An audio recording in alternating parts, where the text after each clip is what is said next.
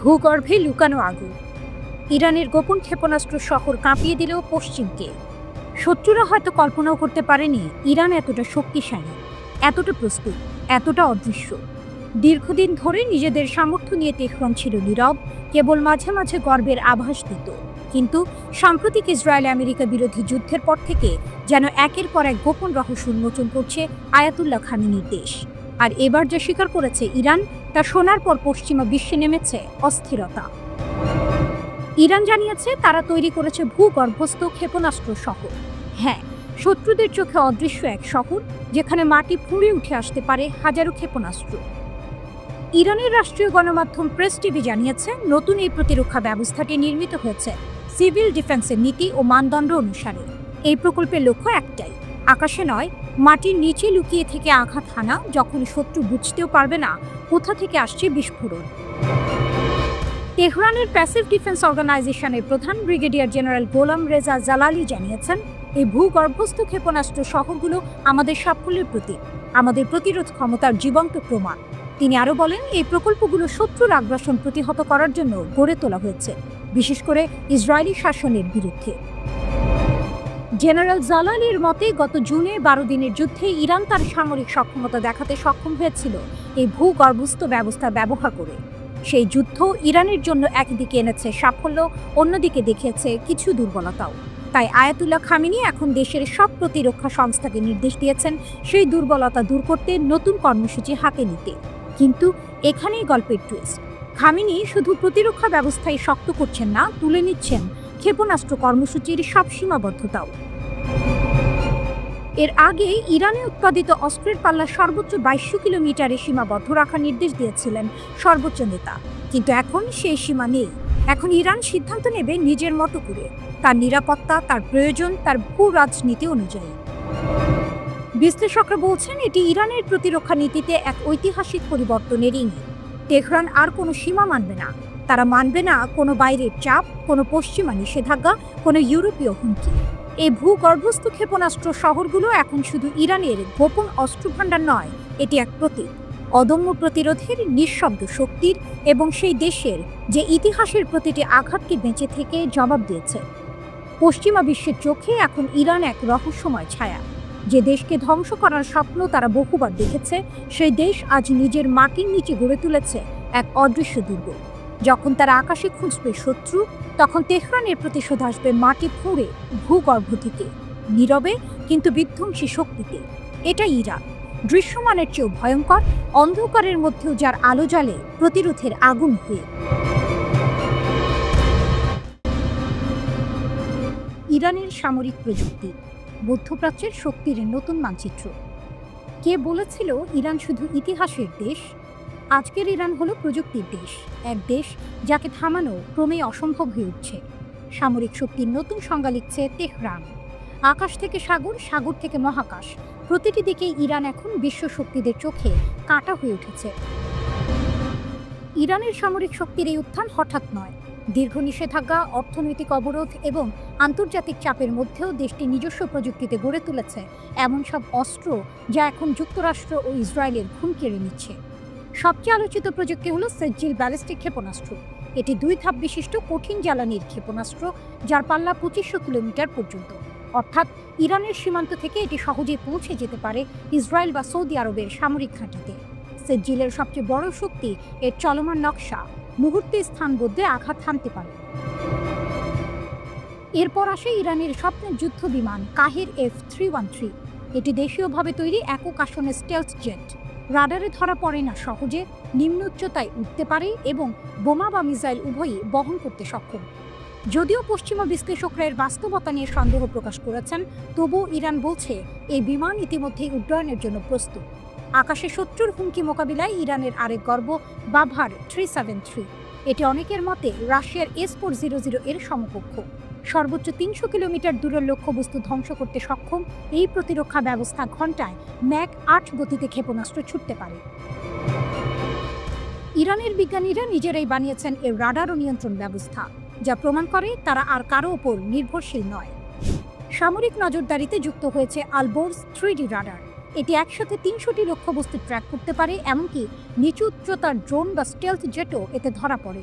450 kilometre দূর থেকে শত্রু শনাক্ত করতে পারা এই রাডার এখন ইরানের আকাশসীমার নীরব প্রহরী।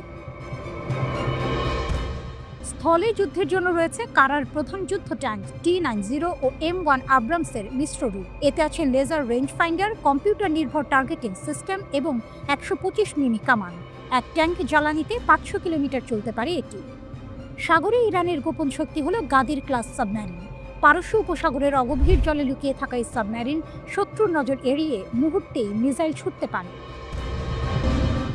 ড্রোন যুদ্ধেও ইরান দেখিয়েছে বিপুল অগ্রগতি।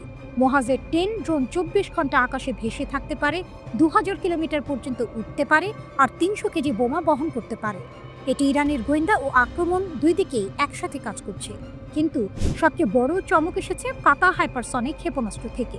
ম্যাক 15 গতিতে উঠতে সক্ষম এই অস্ত্র শত্রুর প্রতিরক্ষা ব্যবস্থাকে প্রায় অর্থহীন করে দিচ্ছে। আমেরিকাও জানে এই ক্ষেপণাস্ত্র আকাশে উঠলে আটকানো অসম্ভব। সবশেষে আছে শহীদ সোলেমানি যুদ্ধ জাহাজ, ইরানের নৌবাহিনীর গর্ব। এতে রয়েছে উন্নত রাডার, ড্রোন ডেক, দ্রুতগামী নৌকা নামানোর ক্রেন এবং ভয়ঙ্কর মিসাইল সিস্টেম। একসময় যাকে নিষিদ্ধ দেশ বলা হতো, আজ সেই ইরান প্রযুক্তির শক্তিতে মধ্যপ্রাচ্যের ভারসাম্য পাল্টে দিচ্ছে। নিষেধাজ্ঞা যতই বাড়ুক, ইরানের প্রতিরোধ যেন আরও দৃঢ় হয়। এটাই নতুন ইরান, যে ভয় পায় না বরং ভয় দেখায়।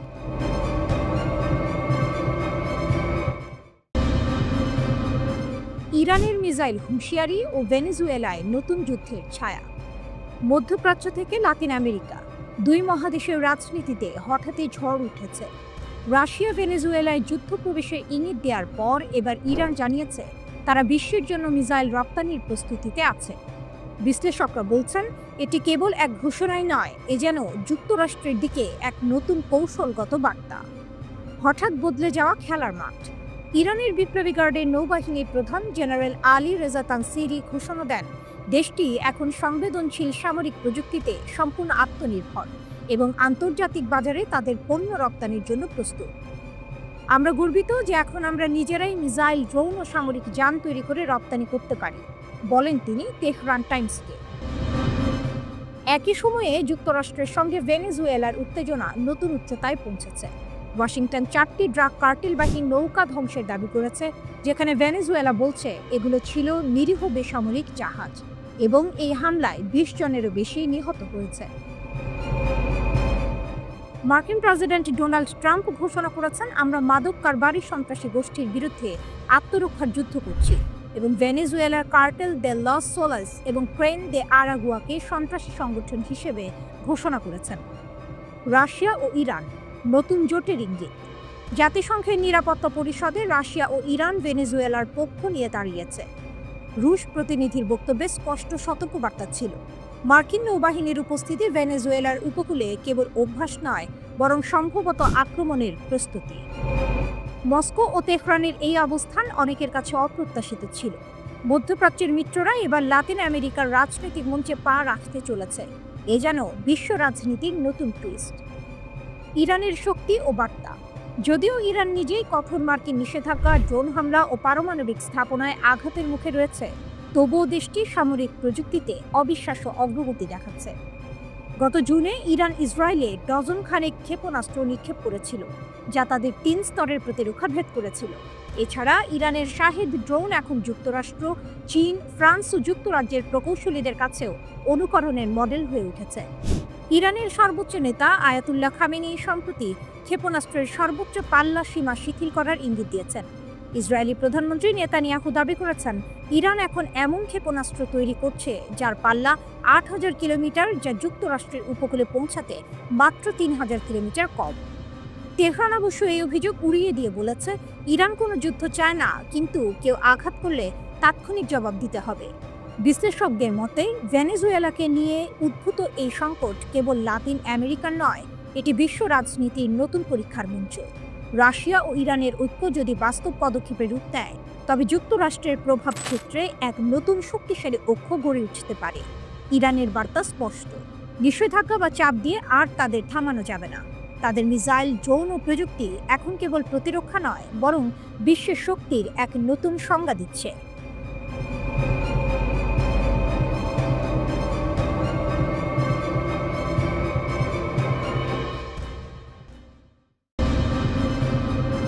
ক্ষেপণাস্ত্রের শৃঙ্খল ছিঁড়ে দিলেন খামেনি, কাঁপছে মধ্যপ্রাচ্য। ইসরায়েলি হামলার জবাবে আর সীমা মানবে না ইরান। মধ্যপ্রাচ্যের আকাশে আবারও জ্বলে উঠেছে আগুন। তেহরান থেকে ভেসে এসেছে এক বজ্র কণ্ঠ। ইরানের সর্বোচ্চ নেতা আয়াতুল্লাহ আলী খামেনি নাকি তুলে দিয়েছেন ক্ষেপণাস্ত্রের সব সীমা। ইরানের পার্লামেন্ট সদস্য আহমেদ বাকশায়েশ আরদেস্তানি জানান, ইরান এখন যে কোনো দূরত্বে ক্ষেপণাস্ত্র তৈরি করবে, যতটা প্রয়োজন মনে করবে। এটাই সেই ঘোষণা যা গোটা অঞ্চলে নতুন উত্তেজনার আগুন জ্বালিয়ে দিয়েছে। খামেনি নিজেই 2200 কিলোমিটার রেঞ্জের সীমা বেঁধে দিয়েছিলেন, কিন্তু এখন সেই সীমা ইতিহাস। বিশ্লেষকদের ভাষায় এটি ইসরায়েলি হামলার সরাসরি প্রতিক্রিয়া এবং এক কৌশলগত পুনর্জন্ম। আরদেস্তানি স্পষ্ট ভাষায় বলেছেন, আমরা ক্ষেপণাস্ত্রের সীমা মানি না, এটি আমাদের সামরিক শক্তির হৃদয়। তিনি যোগ করেন, ইরানের ক্ষেপণাস্ত্র কর্মসূচি এখন আর কোনো কূটনৈতিক বাঁধনে আবদ্ধ নয়। প্রয়োজনে তারা এমন দূরত্বে আঘাত হানবে যা আগে কখনো সম্ভব হয়নি। যদিও খামেনির দপ্তর থেকে এখনো কোনো আনুষ্ঠানিক বিবৃতি আসেনি, তবুও ইরানের রাজনৈতিক অঙ্গনে ঢেউ তুলেছে এই মন্তব্য। মার্কিন ও ইসরায়েলি নীতি নির্ধারকেরা উদ্বিগ্ন। তেহরানের এই সিদ্ধান্ত মানে ইরান এখন তার আঘাতের ছায়া ছড়িয়ে দিতে পারবে ভূমধ্যসাগর পর্যন্ত। অন্যদিকে ইরানের পররাষ্ট্রমন্ত্রী আব্বাস আরাকচি অভিযোগ করেছেন, ইসরায়েল যুক্তরাষ্ট্রকে ইরান বিরোধী হামলায় প্রতারিত করেছে। তার ভাষায়, ওরা প্রথমে আমেরিকাকে ঠেলে দিয়েছে আক্রমণে, এখন মিথ্যা ক্ষেপণাস্ত্র হুমকি তৈরি করছে। ওয়াশিংটনের দাবি ছিল ইরান যেন ক্ষেপণাস্ত্রের রেঞ্জ কমায়, কিন্তু তেহরান তা সরাসরি প্রত্যাখ্যান করেছে। ইরানের নিরাপত্তা পরিষদের প্রধান বলেছেন, এমন দাবি কোনো সম্মানিত ব্যক্তি মেনে নিতে পারে না। তবে প্রশ্ন হচ্ছে, ইরান কি এখনো আগের মতো শক্তিশালী? 2025 সালের জুনে ইসরায়েলি বিমান হামলায় দেশটির বহু ক্ষেপণাস্ত্র উৎক্ষেপণ কেন্দ্র ধ্বংস হয়েছিল। তখন নিহত হয়েছিলেন বেশ কয়েকজন শীর্ষ IRGC কমান্ডার ও পারমাণবিক বিজ্ঞানী। নাতানজের ইউরেনিয়াম সমৃদ্ধকরণ কেন্দ্র ও কয়েকটি বিমান প্রতিরক্ষা ব্যবস্থা ভয়াবহ ক্ষতিগ্রস্ত হয়েছিল, কিন্তু ইরান থামেনি। দগ্ধ ধ্বংসস্তূপের ভেতর থেকেও তারা উঠে দাঁড়িয়েছে। তেহরান, ইস্পাহান, তাবরিজ ও হামাদানে ক্ষেপণাস্ত্র কারখানাগুলো এখন আবারও ধীরে ধীরে প্রাণ ফিরে পাচ্ছে। অ্যাসোসিয়েটেড প্রেসের স্যাটেলাইট বিশ্লেষণ বলছে, ইরান পুনর্গঠন করছে তার ক্ষেপণাস্ত্র উৎপাদন কেন্দ্রগুলো, যদিও কিছু গুরুত্বপূর্ণ যন্ত্র যেমন প্ল্যানেটারি মিক্সার এখনও অনুপস্থিত। তবুও প্রতিবেদনে বলা হয়েছে, এই যন্ত্র চীন থেকে সংগ্রহের প্রস্তুতি নিচ্ছে ইরান। ওয়াশিংটন ও তেল আবিব যখন ইরানের দুর্বলতা নিয়ে গর্ব করছে, তেহরান তখন নীরবে পুনর্গঠনের পথে হাঁটছে। এক ইরানি সামরিক বিশ্লেষক বলেন, ইসরায়েল ভেবেছিল তারা আমাদের থামিয়েছে, বাস্তবে তারা শুধু আমাদের আরও শক্তিশালী করেছে। এই ঘোষণার মধ্যেই বার্তা স্পষ্ট, ইরান যুদ্ধ চায় না, কিন্তু সীমা মানতেও রাজি নয়। খামেনি হয়তো তার নিজের নিয়ম ভেঙেছেন, কিন্তু সেই ভাঙন থেকেই শুরু হয়েছে নতুন অধ্যায়। এক এমন অধ্যায় যেখানে ইরানের ক্ষেপণাস্ত্র আকাশে শুধু আগুন নয়, প্রতিরোধের প্রতীক।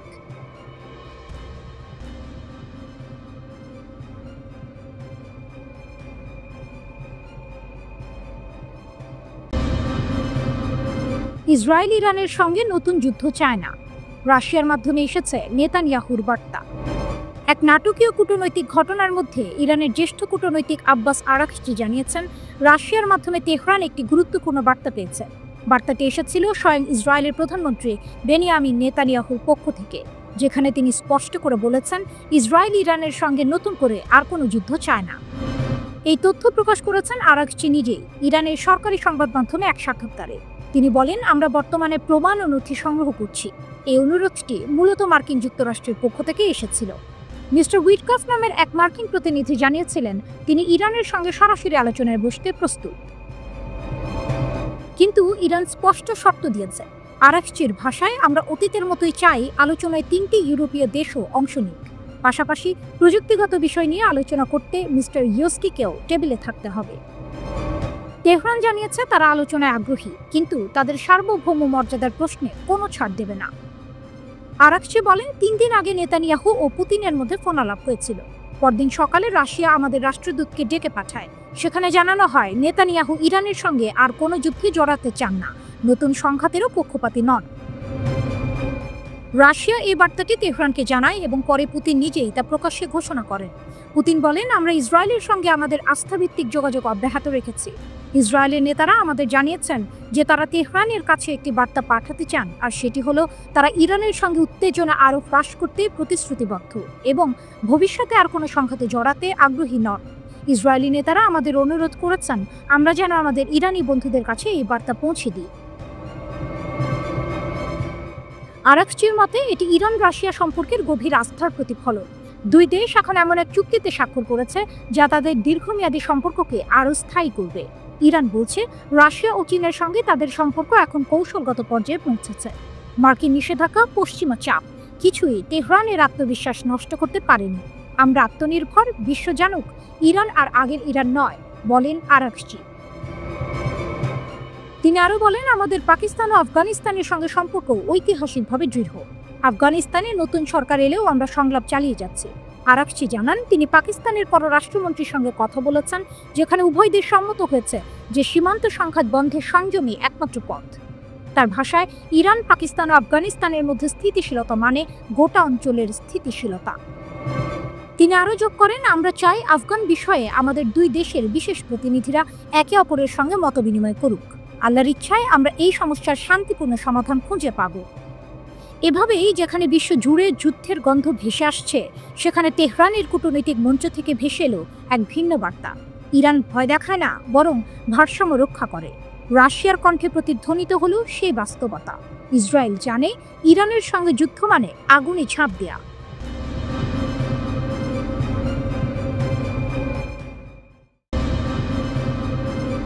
গাজায় যুদ্ধবিরতির পরও পুরো অঞ্চল এখনো টগবগ করছে। রক্তাক্ত 2 বছরের যুদ্ধের ধ্বংসস্তূপের ওপর দাঁড়িয়ে নতুন সমীকরণ তৈরি হচ্ছে, আর এর কেন্দ্রবিন্দুতে এখন তুরস্ক। তুরস্কের প্রেসিডেন্ট রিসেপ তাইয়েপ এরদোয়ান গাজায় আন্তর্জাতিক টাস্ক ফোর্স পাঠাতে সবুজ সংকেত দিয়েছেন। প্রতিরক্ষা মন্ত্রণালয়ের সূত্র নিশ্চিত করেছে, তুর্কি সেনারা গাজা মিশনের জন্য পুরোপুরি প্রস্তুত। এএফপির প্রতিবেদনে বলা হয়েছে, যুদ্ধবিরতি বাস্তবায়ন ও শান্তি বজায় রাখতে তুর্কি সেনারা আন্তর্জাতিক টাস্ক ফোর্সে যোগ দেবে। এই নিয়ে আলোচনা করতে ইতিমধ্যেই মিশরের শার্ম আল শেখে পৌঁছেছে তুর্কি সামরিক প্রতিনিধি দল। তুরস্ক এই প্রথম নয়, বহুবার গাজা সংকটে মধ্যস্থতাকারী হিসেবে ভূমিকা নিয়েছে, কিন্তু এবারে বিষয়টা অন্যরকম। যুদ্ধবিরতির পর গাজায় আন্তর্জাতিক টাস্ক ফোর্স গঠন মানে সেখানে এক নতুন ভূ রাজনৈতিক প্রতিযোগিতা শুরু। ইসরায়েল ফিলিস্তিন যুদ্ধবিরতির আলোচনায় ঘনিষ্ঠ ভূমিকা রাখা তুরস্ক এবার শুধু কূটনৈতিকভাবে নয়, সামরিকভাবেও মাঠে নামছে। প্রেসিডেন্ট এরদোয়ান বলেন, তুরস্ক যুদ্ধবিরতি বাস্তবায়ন তদারকির টাস্ক ফোর্সে অংশ নেবে, তবে তিনি বিস্তারিত কিছু জানাননি। একই দিনে পররাষ্ট্রমন্ত্রী হাকান ফিদান জানান, যুক্তরাষ্ট্র, মিশর, তুরস্ক ও কাতার এই 4 দেশ মিলে চুক্তি বাস্তবায়ন পর্যবেক্ষণ করবে। এই জোটই যুদ্ধবিরতির পরে শান্তি ও মানবিক সহায়তা কার্যক্রম সমন্বয় করবে। যুক্তরাষ্ট্র জানিয়েছে তারা ইসরায়েলে 200 সেনা পাঠাবে, কিন্তু ফিলিস্তিনি ভূখণ্ডে কোনোভাবেই মোতায়েন হবে না। মার্কিন সামরিক বাহিনীর সেন্ট্রাল কমান্ড গাজায় সিভিল মিলিটারি কোঅর্ডিনেশন সেন্টার সিএমসিসি তৈরি করবে, যার কাজ হবে মানবিক সহায়তা ও নিরাপত্তা তদারকি। অন্যদিকে তুরস্কের অবস্থান আরও দৃঢ়। তারা শুধু তদারক নয়, মাঠে সক্রিয় উপস্থিতি চায়। এরদোয়ান বহুবার বলেছেন, গাজায় শান্তি মানে শুধু যুদ্ধ থামানো নয়, ইসরায়েলি আগ্রাসন ঠেকানো। এই অবস্থানই পশ্চিমা জোটের মধ্যে অস্বস্তি তৈরি করেছে। বিশেষ করে যুক্তরাষ্ট্রের সঙ্গে তুরস্কের সম্পর্ক অনেকটা টানা পড়ে নেয়। মিশরে 3 দিন ধরে পর্দার আড়ালে চলা নিবিড় আলোচনার পর মার্কিন প্রেসিডেন্ট ডোনাল্ড ট্রাম্প জানিয়েছেন, ইসরায়েল এবং হামাস তার প্রস্তাবিত 20 দফা শান্তি পরিকল্পনার প্রথম ধাপে সম্মত হয়েছে। চুক্তির প্রথম ধাপ সফলভাবে বাস্তবায়িত হলে পরবর্তী ধাপগুলো নিয়ে আলোচনা শুরু হবে। তবে সেই পথ খুব একটা সহজ হবে না, কারণ সেখানে অনেক বিতর্কিত বিষয় রয়েছে। প্রস্তাবনা অনুযায়ী উভয় পক্ষ রাজি থাকলে যুদ্ধ অবিলম্বে শেষ হয়ে যাবে। গাজাকে সম্পূর্ণ নিরস্ত্রীকরণ করা হবে এবং সেখানকার সব সামরিক ও সন্ত্রাসী অবকাঠামো ধ্বংস করা হবে। গাজার শাসনভার সাময়িকভাবে ফিলিস্তিনি টেকনোক্র্যাটদের একটি অন্তর্বর্তীকালীন কমিটির হাতে দেওয়া হবে। এই কমিটির কার্যক্রম তত্ত্বাবধান করবে একটি শান্তি বোর্ড, যার নেতৃত্বে থাকবেন ডোনাল্ড ট্রাম্প, এবং বোর্ডে আরও থাকবেন সাবেক ব্রিটিশ প্রধানমন্ত্রী টনি ব্লেয়ার। ট্রাম্পের প্রতি ইরানের তীব্র হুঁশিয়ারি, সমুদ্রের শত্রুর যে কোনো নড়াচড়ায় আসবে জবাব। পারস্য উপসাগরের গর্জন যেন এক নতুন অধ্যায়ের সূচনা। ইরানের বিপ্লবী গার্ড আইআরজিসি প্রধান মেজর জেনারেল মোহাম্মদ পাকপুরের কণ্ঠে এখন আগুন। সরাসরি সতর্কবার্তা দিলেন ট্রাম্প ও নেতানিয়াহুকে, শত্রুদের যে কোনো পদক্ষেপেরই জোরালো প্রতিক্রিয়া দেওয়া হবে। মধ্যপ্রাচ্যে যখন মার্কিন নৌবহর আর যুদ্ধ বিমানগুলোর চলাচল বেড়ে গেছে, যখন ইসরায়েলি আক্রমণের আশঙ্কা নতুন করে মাথাচাড়া দিচ্ছে, ঠিক তখনই তেহরান জানালো ইরান প্রস্তুত। পারস্য উপসাগরে পাকপুরের সফর, প্রস্তুতির ঝলক। আইআরজিসি কমান্ডার পাকপুর সম্প্রতি পারস্য উপসাগরে যান। সেখানে নৌবাহিনীর ঘাঁটিতে গিয়ে সৈন্যদের সঙ্গে কথা বলেন, পর্যালোচনা করেন যুদ্ধ প্রস্তুতি। ইরানি সরকারি সংবাদ মাধ্যম জানায়, সফরে পাকপুর সৈন্যদের আত্মবিশ্বাসে অভিভূত হন। তিনি বলেন, 12 দিনের আরোপিত যুদ্ধে ইরানের সশস্ত্র বাহিনী ইহুদিবাদী শাসন ও যুক্তরাষ্ট্রকে হাঁটু গেড়ে বসতে বাধ্য করেছিল। এ ছিল এক প্রতীকী লড়াই, যেখানে প্রযুক্তি নয়, সাহস আর আধ্যাত্মিক বিশ্বাসী জয় এনে দিয়েছিল ইরানকে। শত্রুদের যে কোনো নড়াচড়া জবাব পাবে, পাকপুরের যুদ্ধের ঘোষণা। পাকপুরের ভাষায়, সমুদ্রে যদি শত্রুদের সামান্য নড়াচড়াও দেখা যায়, আইআরজিসি নৌবাহিনী পূর্ণ প্রস্তুতিতে জবাব দেবে। তার এই বক্তব্য এখন পুরো অঞ্চলে আলোচনার কেন্দ্রবিন্দু, কারণ এর আগেই যুক্তরাষ্ট্র মধ্যপ্রাচ্যে যুদ্ধ জাহাজ মোতায়েন করেছে, আর ইসরায়েল বারবার বলেছে তারা ইরানের পারমাণবিক স্থাপনায় নতুন হামলার জন্য প্রস্তুত। কিন্তু তেহরানের প্রতিক্রিয়া ছিল ভিন্ন। হুঁশিয়ারি নয়, ঘোষণা। ইরান জানিয়ে দিল, এবার প্রতিরক্ষা নয়, প্রতিশোধী হবে উত্তর। ইরানের শক্তির প্রতিফলন, ড্রোন, মিসাইল ও মনোবল। 13 জুন ইসরায়েল যখন ইরানের পারমাণবিক স্থাপনায় হামলা চালায়, তখন অনেকেই ভেবেছিল এবার ইরান হয়তো নীরব থাকবে। কিন্তু ইতিহাসের পাতায় সেই ধারণা মুছে দিল ইরানের প্রতিক্রিয়া। তারা একযোগে ডজন খানেক হাইপারসনিক ব্যালিস্টিক মিসাইল ছুড়ে দেয়। লক্ষ্য ছিল তেল আবিব, হাইফা, বেরশেবা। আকাশ কাঁপিয়ে ওঠে। ইসরায়েলের লৌহ গম্বুজ ছিঁড়ে বেরিয়ে আসে আগুনের লেলিহান শিখা।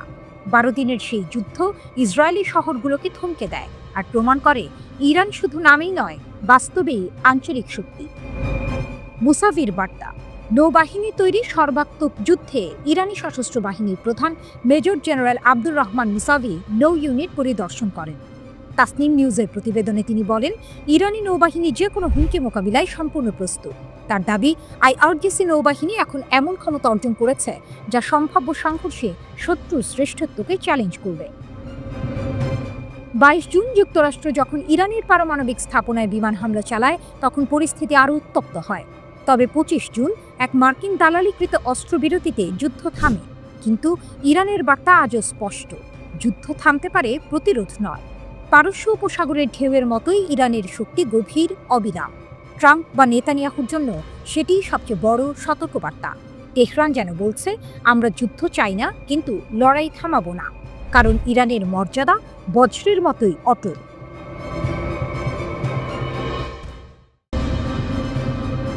ইরানের ক্ষেপণাস্ত্রের নতুন বার্তা, আমেরিকার দরজায় পৌঁছে যাচ্ছে তেহরানের শক্তি। মধ্যপ্রাচ্যের উত্তপ্ত বাতাসে নতুন শিরোনাম, কেবল ইসরায়েল নয়, এবার ইরানের ক্ষেপণাস্ত্র পৌঁছাতে পারে আমেরিকার তীরে। এমনই বিস্ফোরক দাবি তুলেছেন ইসরায়েলি প্রধানমন্ত্রী বেনিয়ামিন নেতানিয়াহু। এক সাক্ষাৎকারে নেতানিয়াহু বলেন, ইরান এখন এমন ক্ষেপণাস্ত্র তৈরি করছে যার পাল্লা 8000 কিলোমিটার, আর মাত্র 3000 কিলোমিটার বাড়ালেই তারা নিউ ইয়র্ক, ওয়াশিংটন, বোস্টন, এমনকি মার-এ-লাগোতেও আঘাত হানতে পারবে। নেতানিয়াহুর এই মন্তব্যে যেন ছিটকে পড়েছে নতুন আগুন। ওয়াশিংটনের সতর্কতা, তেহরানে নীরব আত্মবিশ্বাস। কারণ ইরান দীর্ঘদিন ধরে তার ক্ষেপণাস্ত্র কর্মসূচিকে শুধু প্রতিরক্ষা নয়, বরং সার্বভৌম মর্যাদার প্রতীক হিসেবে তুলে ধরেছে। ইসরায়েলি প্রধানমন্ত্রী দাবি করেছেন, ট্রাম্প প্রশাসনের সহায়তায় তারা একসময় ইরানের আন্তঃমহাদেশীয় ক্ষেপণাস্ত্র কর্মসূচি নিষ্ক্রিয় করেছিল। তার ভাষায়, আমরাই সেই প্রোগ্রাম ধ্বংস করেছি যা আমেরিকার শহরগুলোকে হুমকি দিচ্ছিল। কিন্তু বাস্তবতা বলছে ভিন্ন কিছু। ইরান যেন ফিরে এসেছে আগের থেকেও বেশি শক্তি নিয়ে, বিজ্ঞান, প্রযুক্তি আর সামরিক সংকল্পে। ইরান এখন এমন ক্ষেপণাস্ত্র প্রযুক্তি অর্জন করেছে যা 8000 কিলোমিটার দূরত্ব পাড়িয়ে দিতে সক্ষম। এই হিসাবেই ইসরায়েলের উদ্বেগ, কারণ এর মানে দাঁড়ায় ইরানের নাগাল এখন শুধু তেল আবিব নয়, পুরো ইউরোপ, এমনকি আটলান্টিকের ওপার পর্যন্ত পৌঁছে যাচ্ছে। নেতানিয়াহুর বক্তব্যের পর যুক্তরাষ্ট্র দ্রুত মধ্যপ্রাচ্যে সামরিক উপস্থিতি বাড়াতে শুরু করেছে। অন্তত 1 ডজন মার্কিন KC-135 স্ট্র্যাটো ট্যাঙ্কার এবং অন্যান্য রিফুয়েলিং বিমান কাতারের আল উদেইদ ঘাঁটিতে মোতায়েন করা হয়েছে। এই ঘাঁটি মধ্যপ্রাচ্যে আমেরিকার সবচেয়ে বড় সামরিক ঘাঁটি এবং বিশেষভাবে ইরানের নজরেও পড়ে এসেছে একাধিকবার। জুন মাসে মার্কিন হামলার প্রতিশোধে এখানেই ইরানি ক্ষেপণাস্ত্র পতিত হয়েছিল। সাম্প্রতিক স্যাটেলাইট চিত্রে দেখা গেছে মার্কিন বিমানবাহী রণতরী USS নিমিটজ বর্তমানে দুবাইয়ের জেবেল আলী বন্দর নোঙর করা আছে। এর যুদ্ধ বিমানগুলো পারস্য উপসাগরে টহল চালাচ্ছে। এই ধরনের প্রস্তুতি সাধারণত বড় সংঘাতের পূর্বাভাসই দেয়। তবে ইরান নিজের পথে অটল। জুনে 12 দিনের যে হামলায় মার্কিন যুক্তরাষ্ট্র ও ইসরায়েল একাধিক ইরানি ক্ষেপণাস্ত্র কারখানা ধ্বংস করেছিল, এখন সেই স্থানগুলোতে পুনর্গঠনের কাজ চলছে। স্যাটেলাইট ছবিতে স্পষ্ট দেখা যাচ্ছে নতুন স্থাপনা। মার্কিন সংবাদ মাধ্যম এনবিসি জানিয়েছে, সম্প্রতি ইরান ইমাম খোমেনি মহাকাশ বন্দরে একটি গোপন ক্ষেপণাস্ত্র পরীক্ষা চালিয়েছে। এদিকে ইউরোপের 3 দেশ ইংল্যান্ড, ফ্রান্স ও জার্মানি ইরানের পারমাণবিক কর্মসূচি পুনরুজ্জীবিত করার জন্য নতুন নিষেধাজ্ঞা আরোপ করেছে। কিন্তু ইরান বলছে, নিষেধাজ্ঞা দিয়ে বিজ্ঞান থামানো যায় না। তেহরানের এই আত্মবিশ্বাসী যেন পুরো গল্পের টুইস্ট। যখন ওয়াশিংটন আতঙ্কিত আর তেল আবিব উদ্বিগ্ন, তখন ইরান নীরবে এগিয়ে যাচ্ছে প্রযুক্তির দুনিয়ায়, নিজের শক্তির স্থপতি হয়ে। শেষ প্রশ্ন একটাই, এটা কি যুদ্ধের আগুনের ইঙ্গিত, নাকি তেহরানের আত্মনির্ভরতার এক নতুন অধ্যায়? ইতিহাস বলছে, ইরানকে ঘেরাও করা যায়, কিন্তু থামানো যায় না।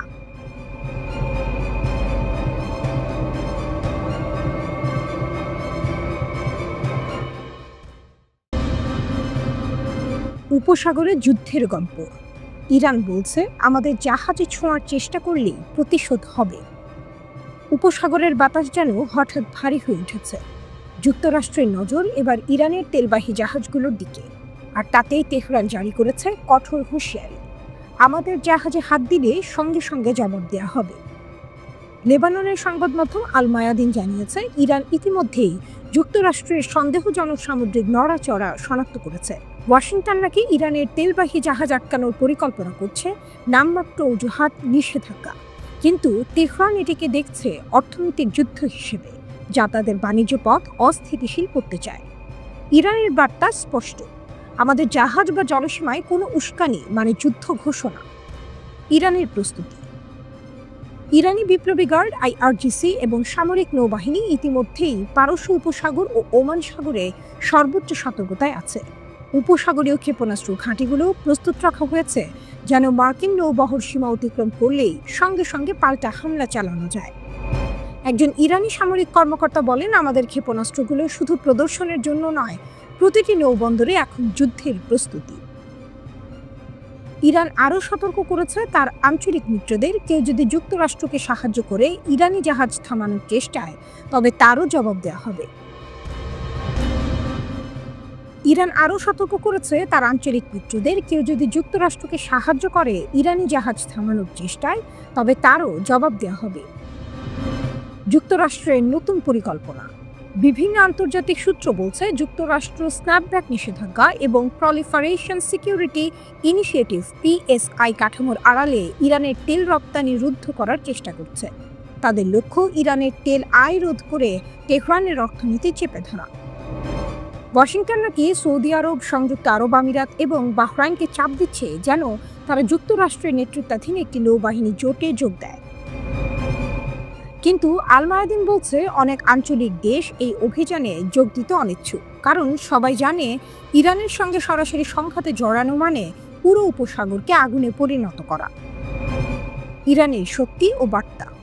ইরানের নৌ ক্ষমতা এখন আগের যে কোনো সময়ের চেয়ে বেশি।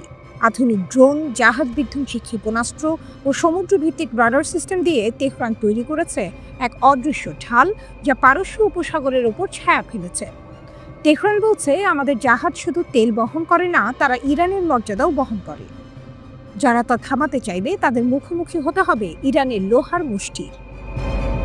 বিশ্লেষকরা বলছেন, এটি কেবল তেল পরিবহন নিয়ে টানাপোড়েন নয়, এটি আসলে শক্তি প্রদর্শনের নতুন অধ্যায়।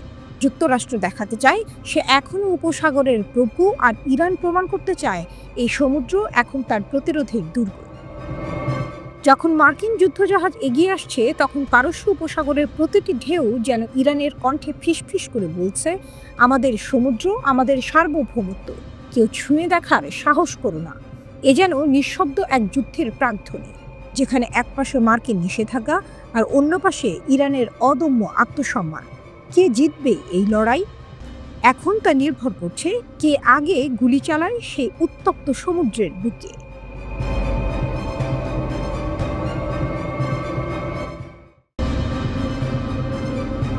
তেহরানে ইরান রাশিয়ার পারমাণবিক বন্ধন আরও গভীর।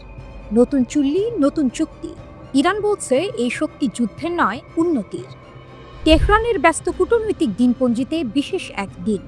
ইরানের আণবিক শক্তি সংস্থার প্রধান মোহাম্মদ ইসলামি বৈঠক করলেন রাশিয়ার পারমাণবিক জায়ান্ট রোসাটমের আন্তর্জাতিক বিষয়ক উপমহাপরিচালক নিকোলাই স্পাসকির সঙ্গে। এজেন্ডা একটাই, ইরান রাশিয়ার পারমাণবিক সহযোগিতা আরও এগিয়ে নেয়া। কিন্তু এই বৈঠক শুধু প্রযুক্তিগত নয়, এতে লুকিয়ে আছে এক ভূ রাজনৈতিক বার্তা। যেখানে পশ্চিমা নিষেধাজ্ঞা ইরানের শক্তিকে রুদ্ধ করতে চায়, সেখানে তেহরান মস্কোর হাত ধরে বলছে, আমরা পিছিয়ে পড়ব না। 24 সেপ্টেম্বর ইসলামীর মস্কো সফরের পর এই বৈঠক অনুষ্ঠিত হয়। তখনই উভয় দেশ ইরানে ছোট পারমাণবিক বিদ্যুৎ কেন্দ্র নির্মাণে সহযোগিতার জন্য একটি সমঝোতা স্মারক সই করে। এবারের আলোচনায় সেই প্রকল্পগুলোর অগ্রগতি এবং বাস্তবায়নের গতি বাড়ানোর বিষয়েই মূলত জোর দেওয়া হয়েছে। ইরান ও রাশিয়া একসঙ্গে কাজ করছে হরমুজ পারমাণবিক বিদ্যুৎ কেন্দ্র প্রকল্পে, যেখানে 4টি শক্তিশালী 1250 মেগাওয়াট ক্ষমতা সম্পন্ন চুল্লি নির্মাণের পরিকল্পনা রয়েছে। ইসলামের সফরের মাত্র 2 দিন পর দুই দেশই $25 বিলিয়ন এক ঐতিহাসিক চুক্তি সই করে, যা তাদের যৌথ পারমাণবিক যাত্রাকে নতুন উচ্চতায় নিয়ে যায়। এই চুক্তি ইরান রাশিয়ার 20 বছরের কৌশলগত অংশীদারিত্ব চুক্তির অংশ, যা জানুয়ারিতে স্বাক্ষরিত হয়েছিল। রাশিয়ান পার্লামেন্টের নিম্নকক্ষ স্টেট ডুমা ইতিমধ্যেই এই চুক্তিকে অনুমোদন দিয়েছে, যা এখন বাধ্যতামূলক রূপ পেয়েছে। এটি স্পষ্ট বার্তা দিচ্ছে, তেহরান ও মস্কোর সম্পর্ক এখন শুধু বন্ধুত্ব নয়, দীর্ঘমেয়াদী কৌশলগত অংশীদারিত্ব। বৈঠকে আলোচনাকে বিস্তৃত ও ফলপ্রসূ বলে বর্ণনা করেছে ইরানের AEOI। তারা জানিয়েছে, উভয় পক্ষই চলমান সহযোগিতার অগ্রগতি পর্যালোচনা করেছে এবং যৌথ প্রকল্পগুলো দ্রুত বাস্তবায়নের উপর জোর দিয়েছে। অর্থাৎ এখন কথার নয়, কাজের পালা। আরও একটি গুরুত্বপূর্ণ সিদ্ধান্ত নেওয়া হয়েছে। রোসাটমের মহাপরিচালক আলেক্সি লিকাসেভ ইরান সফর করবেন। তিনি ব্যক্তিগতভাবে বুশেহর পারমাণবিক বিদ্যুৎ কেন্দ্রের ইউনিট 2 ও 3 এর নির্মাণ অগ্রগতি পর্যবেক্ষণ করবেন। দক্ষিণ ইরানে রাশিয়ার সহযোগিতায় তৈরি এই কেন্দ্র আজ ইরানের শক্তির প্রতীক হয়ে উঠছে। বিশ্লেষকরা বলছেন, এই নতুন অধ্যায় ইরানের জন্য 3টি দিক থেকে তাৎপর্যপূর্ণ। প্রথমত, এটি পশ্চিমা অবরোধের মাঝেও ইরানের প্রযুক্তিগত স্থিতি প্রমাণ করছে। দ্বিতীয়ত, এটি রাশিয়ার সঙ্গে ইরানের রাজনৈতিক ও কৌশলগত বন্ধনকে আরও দৃঢ় করছে। তৃতীয়ত, এটি ইরানের শক্তি নীতিতে স্বনির্ভরতা ও প্রতিরোধের দর্শনকে নতুনভাবে প্রতিষ্ঠা করছে। ইরান বারবার বলছে, তাদের পারমাণবিক কর্মসূচি সম্পূর্ণ শান্তিপূর্ণ উদ্দেশ্যে, কিন্তু এই শান্তি যেন এক দৃঢ় শক্তির মধ্যেই নিহিত, যেখানে প্রতিটি চুল্লি শুধু বিদ্যুতের উৎস নয়, বরং ইরানের আত্মনির্ভরতার আগুন। পশ্চিম যখন চাপ বাড়ায়, ইরান তখন প্রযুক্তির আলোয় পথ খোঁজে। তেহরান এখন বার্তা দিচ্ছে, পারমাণবিক শক্তি আমাদের অধিকার, আর সহযোগিতা আমাদের উত্তর। রাতের আকাশে রক্তিম আলো, গর্জে উঠল যুদ্ধযন্ত্র। পিয়ংইয়ংয়ে সেই মুহূর্তে যেন কাঁপল পৃথিবী। উত্তর কোরিয়া প্রদর্শন করল তাদের ইতিহাসের সবচেয়ে শক্তিশালী পারমাণবিক ক্ষেপণাস্ত্র। পিয়ংইয়ংয়ের কিম ইল সুং স্কোয়ারে আয়োজিত এক বিশাল সামরিক কুচকাওয়াজে উত্তর কোরিয়া উন্মোচন করেছে তাদের নতুন আন্তঃমহাদেশীয় ব্যালিস্টিক ক্ষেপণাস্ত্র ওয়াসং-20। রাষ্ট্রীয় সংবাদ মাধ্যম KCNA জানায়, এই ক্ষেপণাস্ত্রই এখন দেশটির সবচেয়ে শক্তিশালী পারমাণবিক কৌশলগত অস্ত্র ব্যবস্থা। বিশ্বের জন্য সতর্কবার্তা। ওয়ার্কার্স পার্টির 80তম প্রতিষ্ঠাবার্ষিকী উপলক্ষে আয়োজিত এই প্রদর্শনী কেবল উৎসব নয়, এ যেন বিশ্বকে উদ্দেশ্য করে এক স্পষ্ট বার্তা। অনুষ্ঠানে উপস্থিত ছিলেন চীনের প্রধানমন্ত্রী লি কিয়াং, রাশিয়ার সাবেক প্রেসিডেন্ট দিমিত্রি মেদভেদেভ এবং ভিয়েতনামের কমিউনিস্ট পার্টির প্রধান তো লাম। কিম জং উনের পাশে বসে এই 3 পরাশক্তির প্রতিনিধিদের দেখা যাওয়া বিশেষ অর্থ বহন করছে। যুদ্ধপ্রবণ উত্তরের পাশে এখন দৃশ্যমানভাবে দাঁড়িয়ে রয়েছে মিত্র শক্তিগুলো। ওয়াসং-20 এক নতুন অধ্যায়। বিশেষজ্ঞদের মতে ওয়াসং-20 উত্তর কোরিয়ার দীর্ঘপাল্লার পারমাণবিক সক্ষমতার প্রতীক। যুক্তরাষ্ট্রভিত্তিক গবেষক অঙ্কিত পান্ডা বলেন, এই সিস্টেমটি সম্ভবত একাধিক ওয়ারহেড বহনের জন্য নকশা করা হয়েছে, যা মার্কিন ক্ষেপণাস্ত্র প্রতিরক্ষা ব্যবস্থার জন্য মারাত্মক চ্যালেঞ্জ। এটি কেবল শক্তির প্রদর্শন নয়, বরং এক ধরনের প্রতিরোধের ঘোষণা, ওয়াশিংটনের দিকে ছোড়া এক নীরব হুমকি। কারণ ওয়াসং সিরিজের ক্ষেপণাস্ত্রগুলোকে এমনভাবে তৈরি করা হয়েছে যা তাত্ত্বিকভাবে যুক্তরাষ্ট্রের মূল ভূখণ্ডেও আঘাত হানতে সক্ষম। রাশিয়ার সঙ্গে ঘনিষ্ঠতা। কিম জং উন সাম্প্রতিক মাসগুলোতে প্রকাশ্যে রাশিয়াকে সমর্থন জানিয়ে আসছেন। ইউক্রেন যুদ্ধে মস্কোর পক্ষে কণ্ঠ তুলেছেন তিনি। এমনকি উত্তর কোরিয়া থেকে হাজার হাজার সৈন্য রুশ বাহিনীতে যোগ দেওয়ার খবরও সামনে এসেছে। এর বিনিময়ে কিম পেয়েছেন রাশিয়ার রাজনৈতিক ও সামরিক সমর্থন। এক সম্পর্ক যা পশ্চিমা বিশ্বের কাছে ক্রমেই উদ্বেগের কারণ হয়ে উঠছে। উৎসব নাকি বার্তা? প্রদর্শনীতে দেখা গেছে হাজার হাজার মানুষ রঙিন পোশাকে জাতীয় পতাকা উড়িয়ে রাজধানীর রাস্তায় উল্লাস করছে। তবে এই উল্লাসের ভেতরেই লুকিয়েছিল হুঁশিয়ারির সুর। কিমের বক্তব্যে ছিল সেই বার্তা, আমাদের সেনাবাহিনী এমন অজেয় শক্তিতে পরিণত হবে যা সমস্ত হুমকি ধ্বংস করবে। কেসিএনের তথ্যে কুচকাওয়াজে ওয়াসং 20 ছাড়াও প্রদর্শিত হয়েছে হাইপারসনিক ব্যালিস্টিক ক্ষেপণাস্ত্র, ক্রুজ ক্ষেপণাস্ত্র, নতুন প্রজন্মের রকেট লঞ্চার এবং আত্মঘাতী ড্রোনের লঞ্চার। এসব অস্ত্র একত্রে তুলে ধরেছে উত্তর কোরিয়ার সামরিক বহুমাত্রিক শক্তি, আকাশে, স্থলে এবং গভীর সমুদ্রে আঘাত হানার সামর্থ্য। একসময় আন্তর্জাতিক নিষেধাজ্ঞায় নিঃসঙ্গ এই দেশটি আজ যেন নতুন এক পর্বে পা দিয়েছে। চীন ও রাশিয়ার প্রতিনিধিদের পাশে বসে কিম জং উন যেন জানিয়ে দিলেন উত্তর কোরিয়া একা নয়। এই প্রদর্শনী তাই শুধু শক্তি নয়, প্রতীকও। একদিকে এটি কিমের ক্ষমতার প্রদর্শন, অন্যদিকে আন্তর্জাতিক রাজনীতিতে এক নতুন অক্ষের ইঙ্গিত। অস্ত্র ছাড়বে হামাস? যুদ্ধবিরতির মাঝেও উত্তাল প্রশ্ন। গাজায় যুদ্ধ থেমেছে, যুক্তরাষ্ট্রের মধ্যস্থতায় যুদ্ধবিরতি চুক্তিও হয়েছে, কিন্তু এখন বড় প্রশ্ন, হামাস কি আসলেই অস্ত্র ছাড়বে? এই প্রশ্নেই আটকে আছে চুক্তির ভবিষ্যৎ। ইসরায়েল চায় হামাস পুরোপুরি অস্ত্র জমা দিক, গাজার নিয়ন্ত্রণ ছেড়ে দিক, এমনকি সংগঠন হিসেবেও ভেঙে পড়ুক, কিন্তু বাস্তবতা বলছে ভিন্ন কথা। হামাস প্রকাশ্যে অস্ত্র সমর্পণের যে কোনো দাবি সরাসরি প্রত্যাখ্যান করেছে।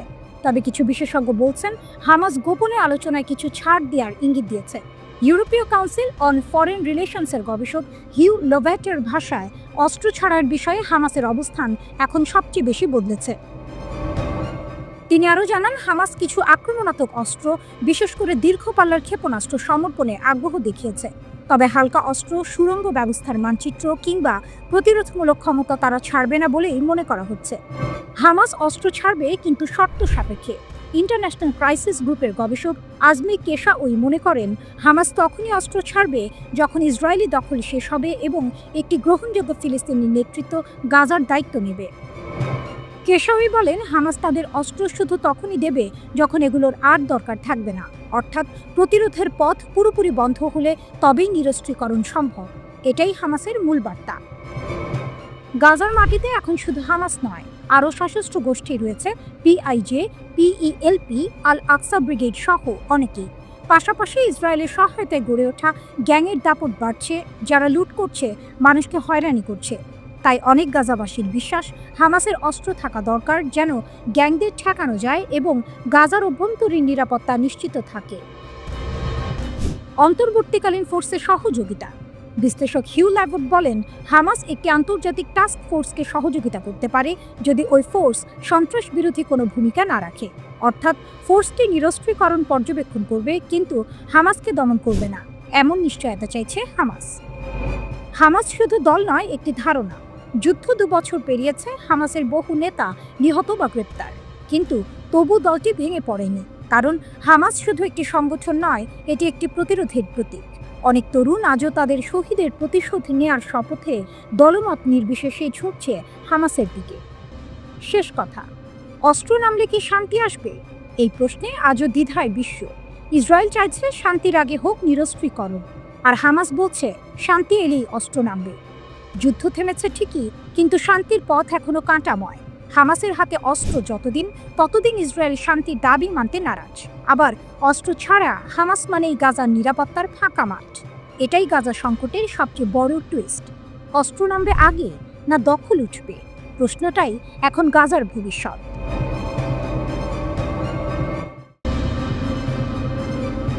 আকাশে একটি নীরব হুমকি।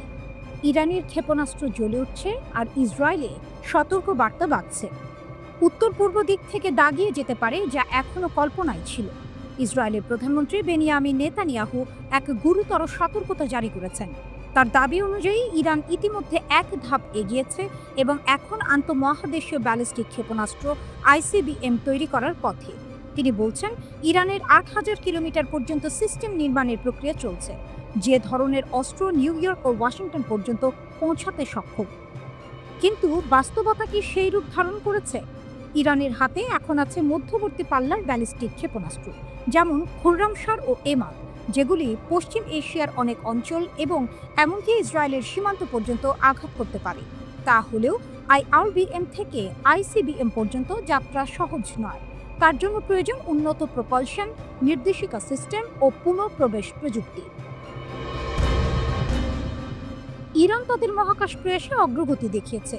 তাদের সিমর ও জুলজানা রকেট স্যাটেলাইট কক্ষপথে পাঠিয়েছে, যা বহু পর্যায়ের রকেট প্রযুক্তির সক্ষমতা নির্দেশ করে। কিন্তু সেসব অবকাঠামোকে লক্ষ্য নির্ভুল অস্ত্র হিসেবে রূপান্তরিত করতে হলে আরও জটিল প্রযুক্তিগত প্রক্রিয়া দরকার। তেহরান বলছে, আমাদের প্রযুক্তি আমাদের স্বাধীনতার প্রতীক, কিন্তু ইসরায়েলের চোখে এগুলোই ভবিষ্যতের অস্ত্র পরীক্ষাগার। ইরান বারবার বলেছে, তাদের পারমাণবিক ও ক্ষেপণাস্ত্র প্রোগ্রাম প্রতিরক্ষামূলক, প্রতিবেশীদের হুমকি সামলাতে। তবে নেতানিয়াহুর সতর্কবার্তা এমন এক সময় আসে যখন কূটনীতি স্তব্ধ এবং উত্তেজনা বৃদ্ধি পাচ্ছে। এই সতর্কতা হয়তো কৌশলগত মিথ্যাচার। ইসরায়েলের স্বার্থে কাজ করে ওয়াশিংটনকে যুক্ত রাখা, নিষেধাজ্ঞাগুলো জোরদার রাখা এবং সামরিক বিকল্পগুলো খোলা রাখা। যদিও 2025-এর মাঝপথে একটি যুদ্ধবিরতি স্বাক্ষরিত হয়েছে, অবিশ্বাস এখনও গভীর। ইরানের প্রক্সি গোষ্ঠীর কারণেও ইসরায়েল প্রস্তুত থাকতে বাধ্য।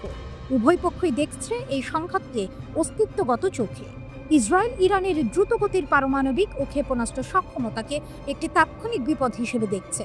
অন্যদিকে ইরান মনে করে, বিরূপ আক্রমণ যেমন গুপ্ত ও প্রকাশ্যভাবে ঘটছে, সেগুলো থেকে রক্ষা পেতে সুরক্ষা অপরিহার্য। ইরান ইসরায়েলের প্রধানমন্ত্রী বেনিয়ামিন নেতানিয়াহুর বক্তব্যকে মিথ্যা ও মন গড়া বলে উড়িয়ে দিয়েছে। নেতানিয়াহু দাবি করেছেন, ইরান এমন দূরপাল্লার ক্ষেপণাস্ত্র তৈরি করছে যা যুক্তরাষ্ট্রের শহরগুলোয় আঘাত হানতে সক্ষম হবে। মার্কিন পডকাস্টার বেন শাপিরোর সঙ্গে প্রকাশিত এক সাক্ষাৎকারে নেতানিয়াহু বলেন, ইরান এখন 8000 কিলোমিটার পাল্লার আন্তঃমহাদেশীয় ব্যালিস্টিক ক্ষেপণাস্ত্র তৈরি করছে। তিনি আরও বলেন, এর সঙ্গে আর 3000 কিলোমিটার যোগ করলেই তারা new York, Washington, Boston, Miami, এমনকি প্রেসিডেন্ট ডোনাল্ড ট্রাম্পের ফ্লোরিডার মার-এ-লাগোর বাসভবনেও আঘাত হানতে পারবে। ইরানের পররাষ্ট্রমন্ত্রী আব্বাস আরাকচি এই বক্তব্যের নিন্দা জানিয়ে বলেন, ইসরায়েল ইরানের আত্মরক্ষামূলক সামরিক সক্ষমতাকে বিকৃতভাবে উপস্থাপন করে সেটিকে হুমকি হিসেবে দেখাতে চায়। এক্সে আরাকচি লিখেছেন, ইসরায়েল এখন আমাদের প্রতিরক্ষামূলক ক্ষমতাকে মন গড়া হুমকি হিসেবে উপস্থাপন করার চেষ্টা করছে।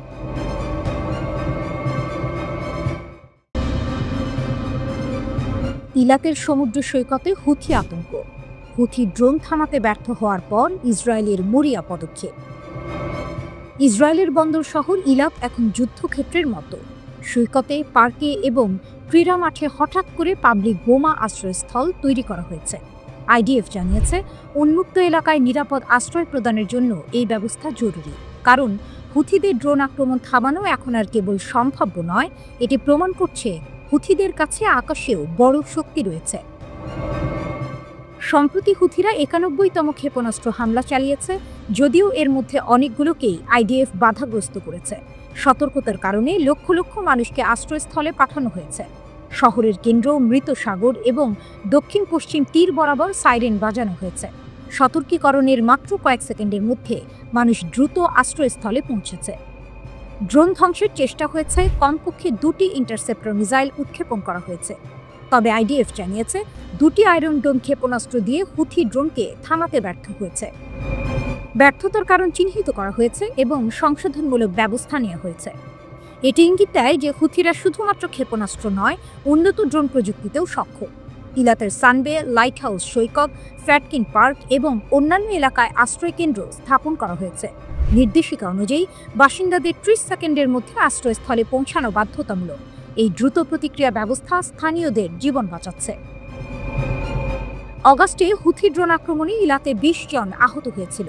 তখনও IDF এর প্রচেষ্টা ব্যর্থ হয়েছিল। তবে হুথিরা থেমে নেই। তারা অব্যাহতভাবে নিত্য নতুন ড্রোন এবং ক্ষেপণাস্ত্র দিয়ে ইসরায়েলকে টার্গেট করে। হুথিদের সামরিক ক্ষমতা এবার কেবল কেন্দ্রীয় সীমার মধ্যে সীমাবদ্ধ নয়, তাদের ড্রোন এবং ক্ষেপণাস্ত্র প্রযুক্তি মধ্যপ্রাচ্যে নতুন শক্তির প্রতীক হয়ে উঠছে।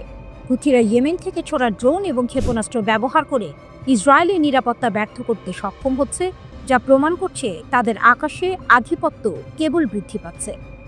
ইলাকের কর্তৃপক্ষ ইতিমধ্যেই বুঝে গেছে হুথিরা এখন ছোট শহরকে লক্ষ্য করে মারাত্মক ক্ষতি করতে পারে। তাই সৈকত, পার্ক এবং খোলা মাঠে আশ্রয়কেন্দ্র তৈরি করা হলো। নিরাপত্তা ব্যবস্থা এখন 24 ঘন্টায় সচল। হুথিদের এই নতুন ক্ষমতা মধ্যপ্রাচ্যে নতুন ধরনের আতঙ্ক সৃষ্টি করছে, যেখানে প্রতিটি মুহূর্তেই আকাশ থেকে আঘাতের সম্ভাবনা থাকে। এই পরিস্থিতিতে ইলাতের বাসিন্দারা এখন জীবনকে আশ্রয়কেন্দ্রের সঙ্গে মেলাতে শিখেছে। হুথিরা প্রমাণ করেছে তারা শুধু আক্রমণ চালাতে পারে না, তারা মধ্যপ্রাচ্যে নতুন শক্তির প্রতীক। ইলাতের সৈকত, পার্ক ও খোলা মাঠে তৈরি আশ্রয়কেন্দ্রের দৃশ্য দেখলে বোঝা যায় হুথিরা শুধু শত্রু নয়, বরং আকাশের একজন আধিপত্যশালী শক্তি। মধ্যপ্রাচ্যে হুথিদের এই উত্থান ইসরায়েলের জন্য নতুন চ্যালেঞ্জ। প্রতিটি সাইরেন, প্রতিটি ড্রোন আক্রমণ, প্রতিটি ক্ষেপণাস্ত্র সবই প্রমাণ করে হুথিরা এখন কেবল ইয়েমেনের সীমার মধ্যে সীমাবদ্ধ নয়, তারা পুরো আঞ্চলিক ভারসাম্যকে বদলে দিতে পারে।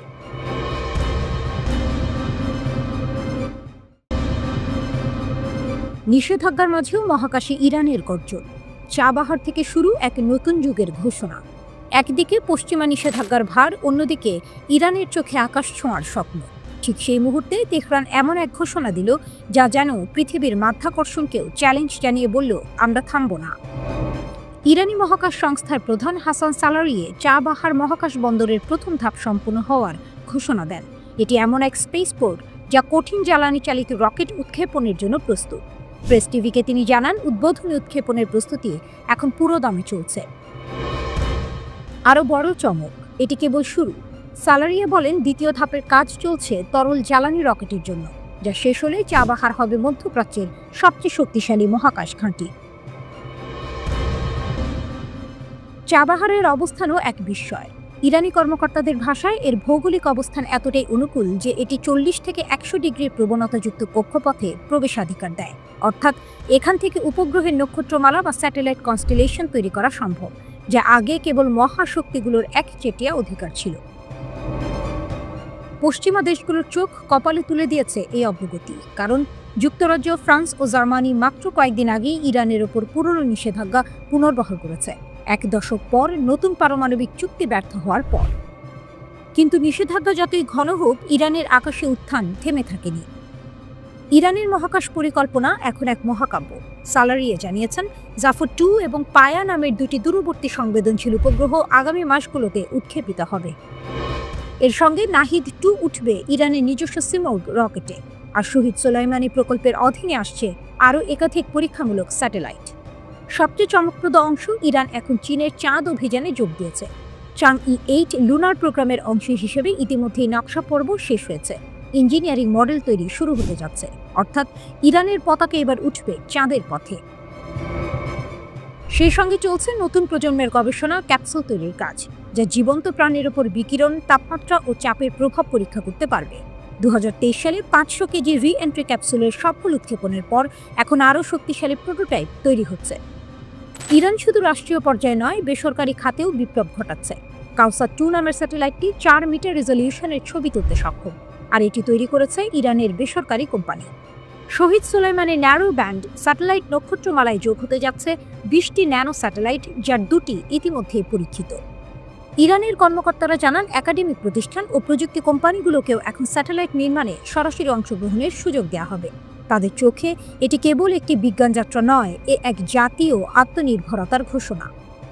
নিষেধাজ্ঞার দেয়াল যতই উঁচু হোক, ইরানের বিজ্ঞানীরা যেন এক একজন রকেট হয়ে তা ভেদ করছেন।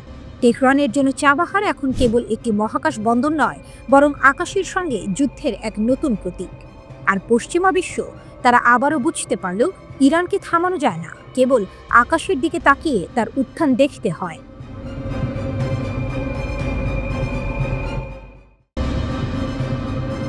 টমাহক পাঠালে সম্পর্ক শেষ, ট্রাম্পকে পুতিনের চূড়ান্ত হুমকি।